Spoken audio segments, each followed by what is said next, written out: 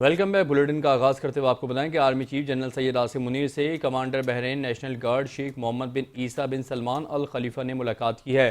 ملاقات میں دو طرفہ فوجی تعلقات پر تبادلہ خیال کیا گیا۔